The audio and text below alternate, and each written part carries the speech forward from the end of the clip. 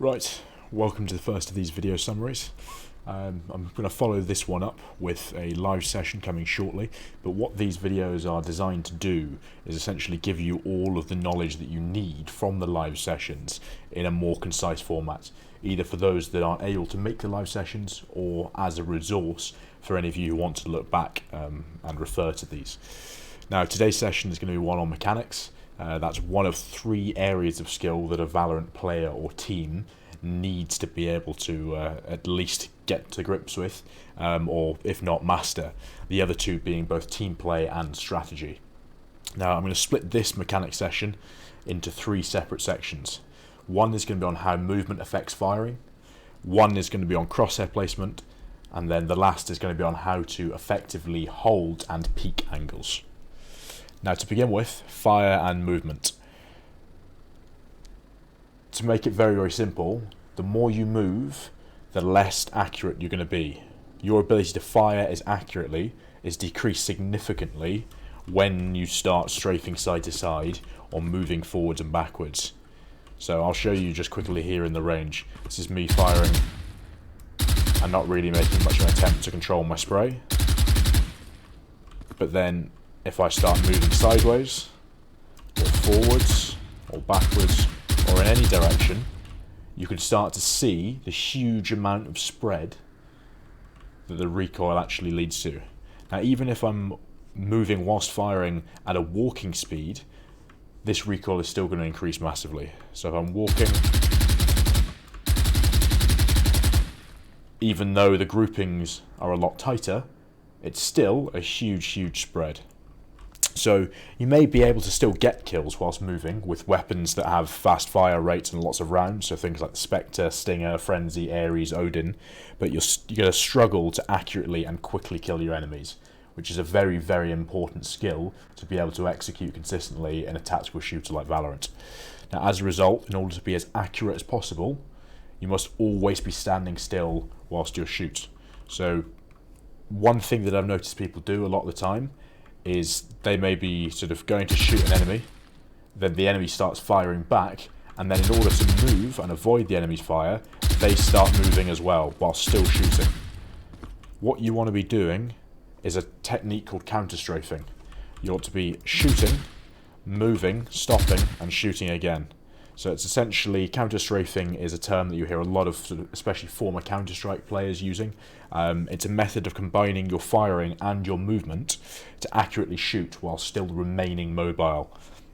So all you've got to do is you strafe one way, you get the target, you stop, and you shoot. You then strafe the other way, you keep your crosshair on the same target, you stop, and you shoot. So if I show you with some bots, see what that's quickly like. Turn them off here. So for example, with this enemy on the side here, I would move, shoot, move, and shoot. Each time stopping before I take my shot. So it looks something like this. Obviously these bots are just dropping every time I kill them. But you can see how when I stop moving, that's when I fire, rather than doing this. It can become incredibly difficult to effectively kill people unless they're right at point blank range.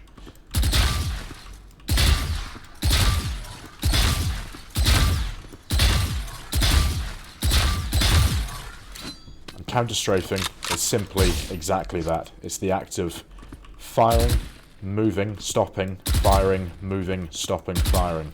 Or if you're doing it on the same target,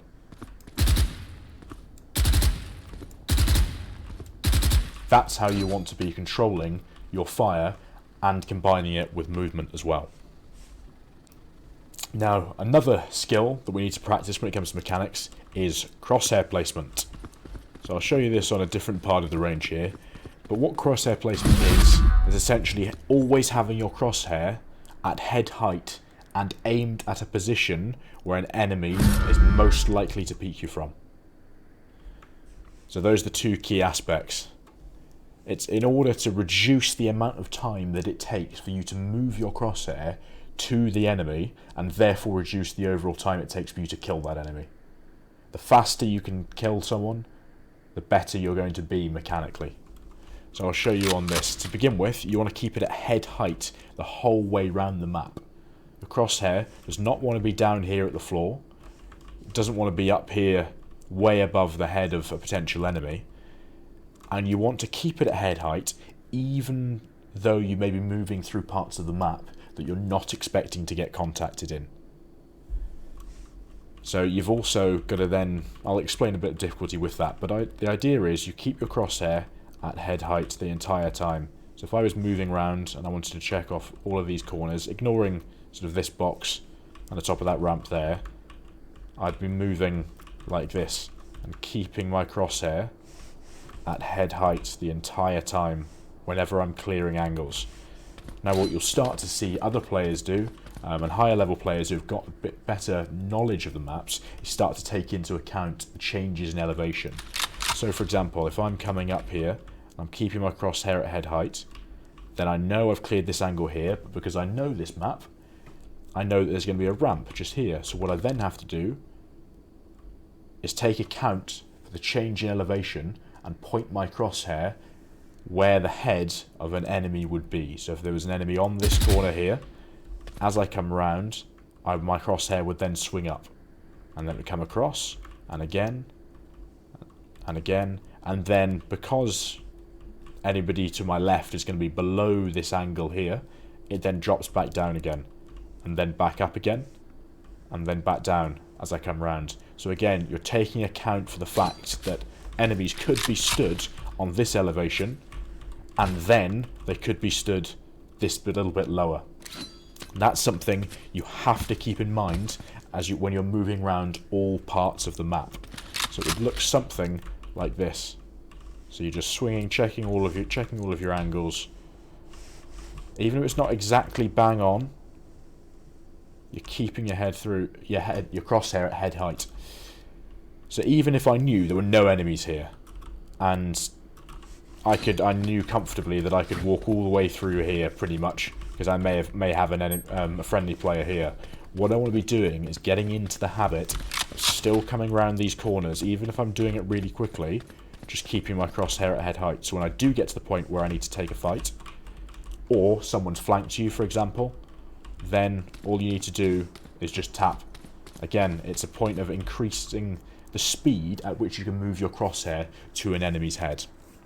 Now, the other factor that plays into this is placing your crosshair at the most likely enemy location. So as you move around your map, you want to have your crosshair placed on the angle that provides the biggest threat to you, essentially. So if there's a couple of angles that you're coming up to, you want to make sure you're watching the one that if an enemy were to peek out from behind it, they could do the most damage to you. So for example, if I'm coming around this corner here, I'm watching this angle this entire time pretty much, because I know if someone's tucked in here, they're probably going to be holding that angle quite tightly. And then what I do is when I get really close to it, I then swap, because I know that as soon as I peek out here, this angle doesn't really matter to me that much, because they're gonna have to move and change their position in order to shoot me. Someone here will not have to move and can kill me much faster. So as I approach the angle, okay, I then swing, and I'm watching this. Once I've cleared this, then I'm back to the most threatening angle. So I'm clearing all my angles here, clearing here, and then you start to come out onto a bomb site like this. Now this is where you want to start clearing your angles properly, and ideally you have a couple of teammates to do this. So what I would then do here is start clearing out all of the tighter angles. You would ideally have somebody watching this as you do so, but you're clearing out close angles, you're clearing out the far angles, and wherever you think the enemies are more likely to be placed. So something that you've always got to keep in mind is where the enemies usually play and the angles from which the enemies could kill you the fastest. Another thing that sort of bridges the gap between both crosshair placement and what we're going to come on to shortly, which is peeking and holding angles, is how you should go around a corner, and specifically how far away from a corner you should be when you're trying to peek around it. So this comes into crosshair placement, because if you're playing really close to this wall and you want to be pre-aiming this angle here, you've got to be in a different position. You've got to be right up here to then swing out. Whereas if you want to be pre-aiming the same position but really far away from the wall, you probably aim a lot wider on the wall. You aim between these two planks and then you swing like this. Now also, if you're going for smooth aiming, if you're up close and you struggle to do this on a low sensitivity, but you really need to move a lot more distance on your screen and a lot faster before you can actually get your crosshair on the target. Whereas from further away, and this is where you can start to see the benefits already, you can move a lot slower and clear out the angles a lot more effectively. So as I said, that's one benefit. Second benefit of doing this is the further away you are from a corner, the later an enemy that you're peeking is going to be able to see you. So I won't try explaining it for now in terms of how it works, but just remember this. The person that is further away from the corner, sort of in between you both, will be able to see the other person first. So if you were to really slowly walk out here, then the other person on the other side would be able to see you before you can see them, or they'll be able to see the very edge of you before you see them, simply just because of how physics works. Being closer to this wall means that you can't see around it, whereas if they're further away, like for here for example, someone can see your shoulder, but you cannot see them whatsoever. You can see them here, but by this point they can probably see a fair bit of you. So if you look at this line that comes all the way down here, we'll be looking at that little bit of slate there. That's really easy to see all the way round here for quite a long way, whereas it's only until they're stood right on that, right in the middle of that, that they can actually then see somebody standing on this angle.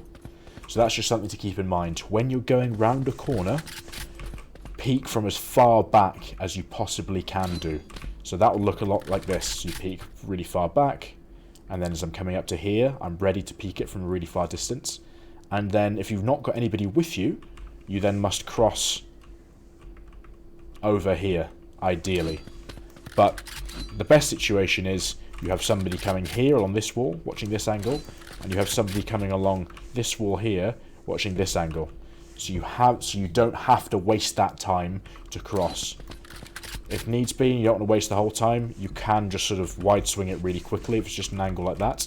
But then if you come up to this door, you then want to drop all the way back here and give yourself as much time as possible to swing through all these angles. And we'll start talking about how to do that properly right now. The final section of today's session is going to be on, as I said, peeking and holding angles.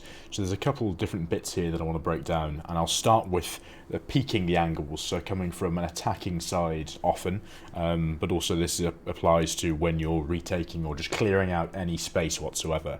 So I want to talk to begin with about a method called slicing the pie. It's a phrase that I think like the US forces use. It's a phrase that's now common amongst FPS gaming as well. And this is the idea that 90% of the time, pretty much all the time, you only want to be peeking one angle at a time. So if I was coming out into this area here, you'll recognise that this is basically just B site on Ascent without market. You want to be exposing yourself to only one angle. You must not swing too wide and expose yourself to multiple possible angles and therefore the possible enemy positions, because that will often lead to a firefight that you cannot win. So if I'm coming in here, I want to be peeking this angle here first. Then if it was obviously market on Ascent, it would be sort of this angle here, but then this angle where they could be playing headshot, this angle at the bottom of the stairs, this angle in CT. So probably even that was a too wide a swing. I want to be going here first, then here for this angle, then here for the sort of top of stairs, and then slowly clearing out all of switch for this one. And then even as little things like this, where you want to just expose yourself to this angle first before swinging to clear the back of that lane there. and then swinging wide and looking at what would be logs on B. So the point of this is making sure that you clear one angle at a time. When you've got the time, you have to peek the corner such as this, one angle at a time, and ensure that you clear each one as you go. Now you'll see here there's a couple of different ways of peeking. The most general one is sort of smooth aiming, or essentially cornering, or coming round a corner relatively smoothly. And this involves peeking the corner by moving your crosshair round and onto the position you're peeking as you yourself come round the corner. So I'll show it to you like this. So as I'm coming round, I'm moving my crosshair into my sort of preset positions like this. I'm swinging round slowly like that. Again, I'll repeat that. So as I'm coming round, I'm clearing all my angles, and I'm basically, my crosshair can pretty much move in one smooth motion. The second type of aiming is pre-aiming. So this is aiming in a position where moving yourself is all you need to do in order for your crosshair to be on target. So this is where, and you do this when you know where an enemy is playing. So if, for example, I know an enemy is playing here on CT, rather than sort of swinging all the way out here and bringing my crosshair all the way round, I would know where they are, I'd line myself up with this wall, and then I'd move out. So that just moving myself, again, not moving the mouse at all, but simply just clicking on my movement key, moves me to where I want my crosshair to be. So if there was an enemy there, I'd just do that, and I'd pre-aim them. Or if there was one on stairs, or switch, or if, for example, if there was one lane, and I'd cleared this position already, I'd just do that. Or I'd run up against this wall, because I presume there's going to be someone back arches. And again, I'm making a presumption here, but I pre-aim it anyway, and you just do this. It's essentially crosshair placement, whilst peeking the angles, but you're looking into the wall that you're then going to move out from behind. So I do this, and then do that, and then that. And I'm basically pre-aiming it every single time. So often you'll get this on CT side, on defender side. For example, say if someone was I was expecting somebody to swing out lane here, I look in behind the boxes, and then I move out from behind the wall, the door, etc. that I'm behind, in order for my crosshair to be on target. So again, two types of aiming there, or two types of sort of peeking an angle, sort of smooth, or if you're more confident where they are, pre-aiming, like that. Now, the next bit, obviously, is holding angles, and how you should actually do this properly. The first thing I want to mention is make sure that when you're holding an angle, you're in cover as much as possible, in order to give the enemy less of you to shoot at. So if I'm here holding this angle, coming out of this sort of, essentially the equivalent of B main on ascent, I don't want to be standing here. I want to be standing in far better cover, with a lot less of my body showing. My crosshair should be well placed, i.e. it should be at head height, and then also slightly away from the wall. I don't want my crosshair bang on the wall here. I probably want it to be just slightly off, like that. What that does is it basically means that if an enemy swings wider, you don't have to move your crosshair as far to reach them. So if I'm here, and an enemy swings out to this line here, I've got to do all of that. It's very rare in this game for someone to swing a really, really tight angle, unlike in a game like Counter-Strike, where people are very, very good at swinging the tightest angles and popping off a nice pre-fire. In this game, people wide swing quite a lot. So what you want is to hold slightly off the angle. So if they do peak really, really tight, you just have to do that and just move back a tiniest amount. But if they swing wide to this sort of angle, again, you only just have to do that. You can go either way. You've got a minimal distance to go either way, or if you, through a bit of experience, you can sort of land it just about right. They often end up with their head in your crosshair anyway, because you've aimed it properly. Now, when you're holding an angle like this, often, as I've mentioned, people on the other side, when you're peeking an angle, will pre-aim the spots, the common spots to hold. So as I've said, if you're holding that angle there, someone may come behind this wall, pre-aim, and just fire and will often then, if they're pre-firing, get the kill before you can really react.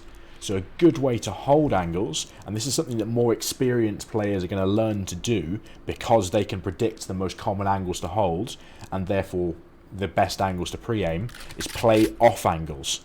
So in order to avoid giving them the advantage, the best way is to change up the position from which you hold a certain angle.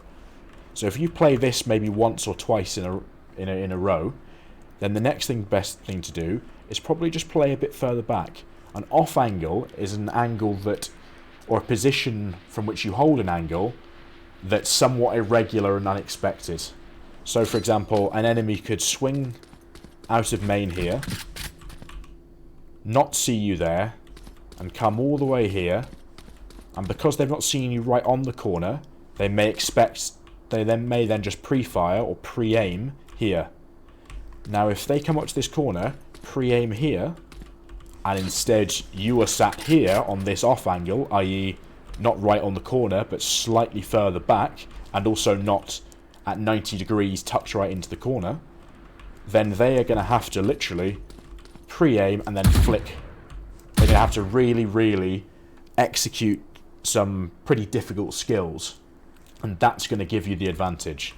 So if you're playing somewhere like Switch, for example, the first angle you would clear is obviously at the back, and then as you'd come round, you probably would expect somebody to be hiding in the most amount of cover and be hiding in this corner. So someone clears this, and then rather than them sort of running up and just pre-firing this angle here, what you can do is essentially hold an off angle like this. So as they clear behind you, they then swing out, not expecting you to be in this position, and they're either pre-aiming a different position and therefore have to flick, or their reaction time is going to restrict their ability to hit you and move their crosshair to you, and that you should have the advantage and therefore win that firefight. Off angles are key, especially when you're in sort of one-on-one or low number situations. Being a little bit more irregular with the positions from which you hold an angle will often win you a firefight by itself. Now, the mechanics covered in this session is the sort of stuff that must be practiced regularly by players at all levels until it becomes a habit and you don't need to think about it at all. If you've got any questions, send me a message on Discord or leave a comment below, and I'll see you in the next episode.